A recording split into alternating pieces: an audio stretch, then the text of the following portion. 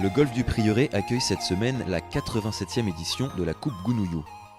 Comme chaque année, l'événement est très attendu, notamment par le club qui l'organise pour la 3e fois de son histoire. Pour nous, c'est une consécration. Si on peut recevoir la Gounouillou, cela veut dire que nous avons des équipes qui sont à la hauteur, des terrains à la hauteur, un accueil à la hauteur, des bénévoles à la hauteur, un comité à la hauteur. Donc le club est à la hauteur. Les membres du club sont heureux d'accueillir la Gounouillou. Je pense qu'ils vont venir suivre cette compétition de très haut niveau, parce qu'on ne joue pas le même sport. Quand vous voyez jouer un joueur de Gounouillou et nous, vous êtes 8-9, c'est pas le même sport du tout. Et c'est très sympathique à suivre. Donc je pense qu'il y aura pas mal de spectateurs. Pour cette édition, c'est sur le parcours ouest, l'un des 2 tracés du Prieuré, que se déroule la compétition.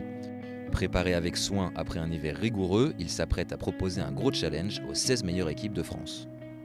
Nous avons des greens qui vont rouler, ils vont être surpris puisque nous allons faire comme pour une compétition de haut niveau. Les greens vont aller crescendo, donc ils vont rouler de plus en plus. Les joueurs sont prévenus et je pense que ça sera très très bien.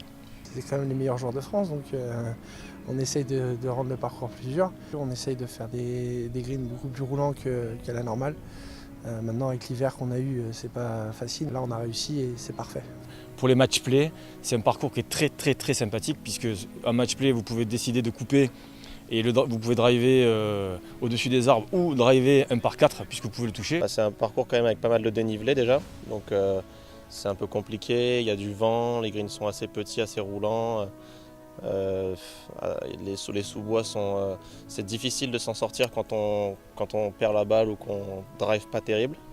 Donc on va essayer de serrer le jeu sur certains trous et de bien gérer la stratégie, agresser un peu plus les trous un peu plus ouverts. Et le 14, on peut driver le green si vraiment on force la balle et que si vous êtes one down, vous voulez reprendre un peu le dessus, quitte à faire un très mauvais coup, vous allez dans les bois, la balle est perdue. Par contre, si vous réussissez votre coup, ça peut être super sympa. 16 il est plutôt difficile parce que tu as 2 bunkers qui sont très bien placés à gauche avec le vent qui va tourner un petit peu, donc si on prend les bunkers, le coup au green il n'est pas facile. Après si on se laisse un coup de fer du fairway, on peut faire birdie mais il faut vraiment prendre le fairway dès le début.